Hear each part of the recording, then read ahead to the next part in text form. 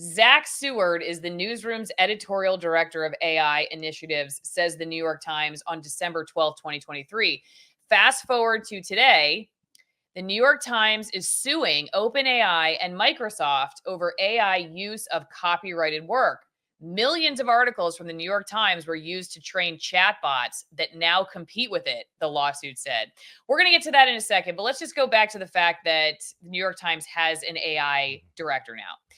I'll read just the very quick beginning here. How should the Times journalism benefit from generative AI technologies? Can these new tools help us work faster? Where should we draw the red lines around where we won't use it? These are important questions, and we're thrilled to announce that Zach Seward, an accomplished and creative journalistic leader, will be taking them head on as our first editorial director of artificial intelligence initiatives. The Times, or at the time, Zach will build on the work that a number of teams from around the building have begun over the past 6 months during various AI explorations. And one of his first responsibilities will be to work with newsroom leadership to establish principles for how we do and do not use generative AI. One reason we're excited to have Zach in this role is that he shares our firm belief that Times journalism will always be reported, written, and edited by our expert journalists. But Zach will also help guide how these new tools can assist our journalists in their work and help us broaden our reach and expand our report. Okay, first thing I know from behind the scenes at my old TV company is that they don't have a director of AI, but they're having the same conversations. They're all talking about, I mean, honestly, Bill, what it comes down to is we want to know how to do our work even faster. We want to be able to do more work and we want to do it even faster. And so they're thinking, like, if we get a press release, could we use ChatGPT to just tell us what the press release says? Or if we can't think of a headline, could ChatGPT give us a headline? They're all talking about this. My first big question for you, and keep in mind, everybody who's watching this, if you're not a supporter on Locals, Patreon, or Rockfin, it's going to cut short for you around 5 minutes. You're not going to get all the hot takes. My big question for you, Bill, is if the journalists, as the New York Times are saying, okay, in this lawsuit, wrote the AI, okay, so they wrote the AI, they're saying basically they're intrinsic to the AI information, to like ChatGPT, that it couldn't exist without all the information that the New York Times has pumped out. Is it just circular? You know what I mean? Is it just a circular thing? They wrote the ChatGPT and now ChatGPT is coming back to them. And where then is the self-correction? If it's just Allison going to the mirror saying, Allison, what do you think is true today? Oh, I know. I'll tell you what, they're just informing themselves with stuff they've already written. Where is the critical thinking? Where is the change? Where is the accountability? What do you think about that? Okay. Well, because Allison's exactly right. There's a lot of issues with AI when it comes to journalism right now that has not been addressed. Now, I want to let all of the viewers know. I'm going to show everyone, if you are a subscriber, I'm going to show you something very, very tricksy here in just a few minutes. Okay. So if you're not a subscriber and you want to see how ChatGPT is affecting journalism in real time, because I'm going to show you, but I'm only going to do it for the subscribers. Okay. So if you're not a subscriber, go ahead and do that now. And then you're going to see how it works in real time. I'm going to show you. Okay. So, that's a good tease. Yeah. I don't even know what he's going to show us. Okay. With that being said, though, it is how does the joke go, Allison?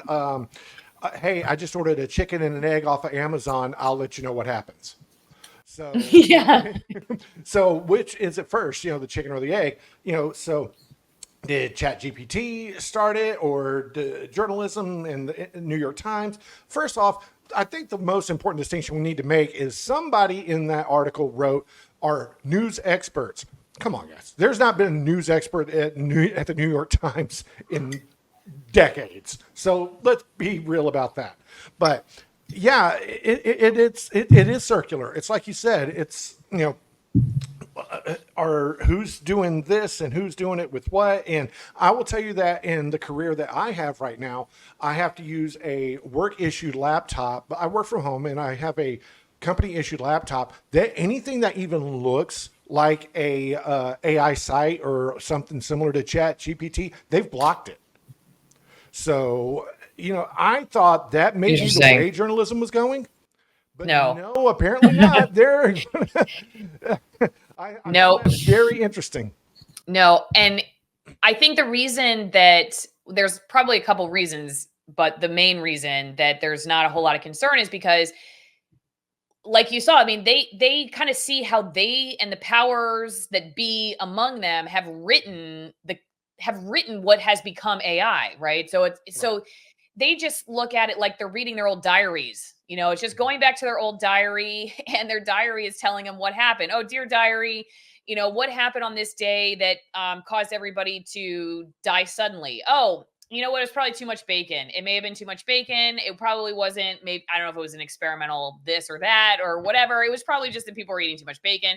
They wrote the information that informs the AI. So I don't think that in a lot of ways, they're as concerned as those of us who were on the outside of, some of the biggest stories and are like scratching our heads over it, thinking whatever AI is going to be like, we wouldn't want to use it because we know we know the input. It's like you saw the kitchen, at that restaurant, and you're like, Mm-hmm. I don't think I want to eat that taco, or that chicken, whatever. What's Lynn always get? It's the Everybody wants to eat the sausage. They just don't want to see how it's made. right.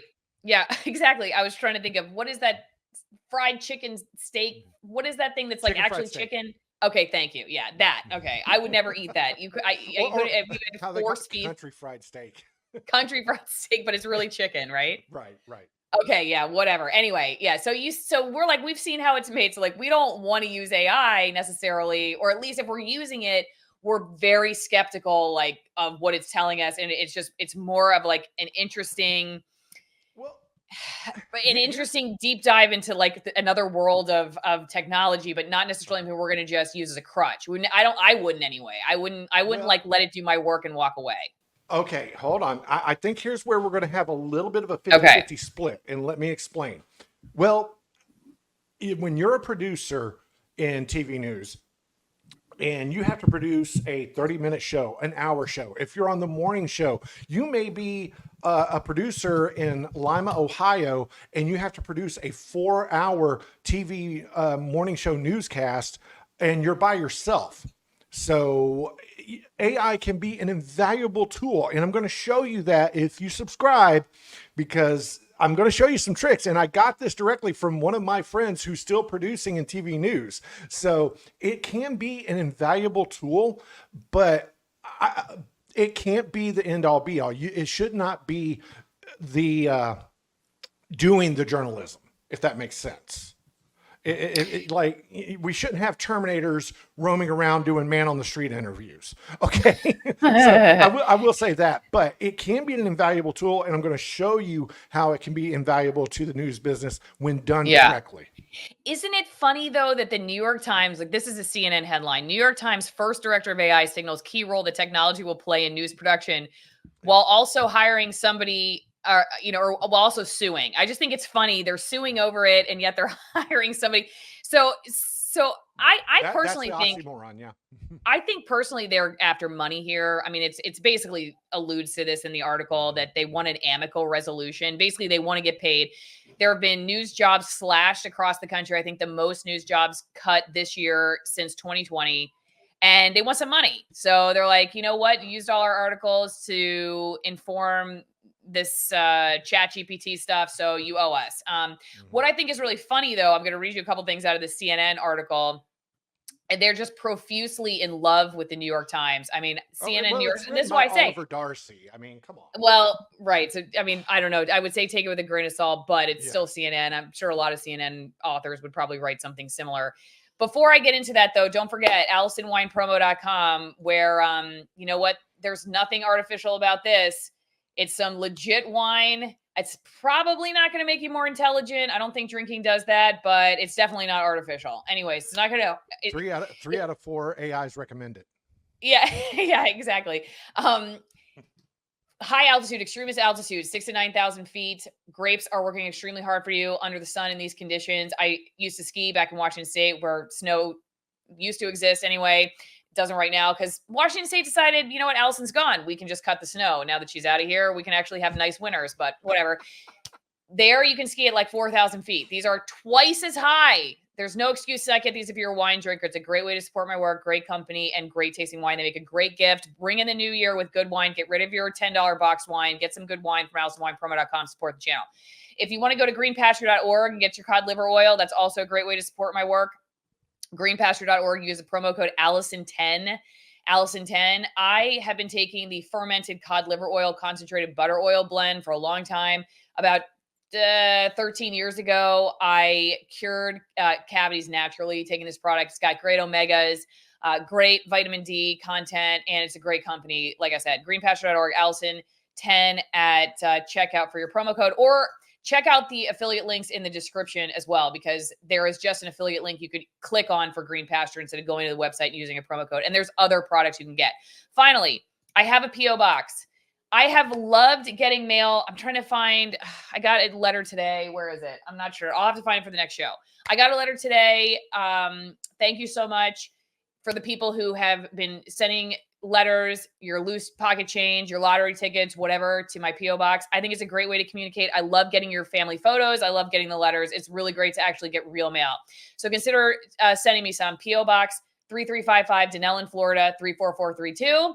And like I said, some people don't like to do credit cards online. I totally understand. You want to send me $1, $2, $5, whatever you got in your purse you want to get rid of, or your wallet, whatever you carry in your sock, send it along. Not your underwear. If it is from your underwear, don't tell me about it, okay? They are warming up the news workers for their AI replacements, DMSR says. It's possible. It's possible. I don't know. That's why the mainstream media is dying. So you know what I think is funny, Bill? What I think is kind of funny about this is, okay, you both about on par for audio. Okay. Good. Cool. What I think is funny about all this, and then I'll wrap it because Bill's got to go do his show, which he's going to tease for us in a second. Is they meaning those who are still in our old industry of corporate news or big box news, whatever you would call it.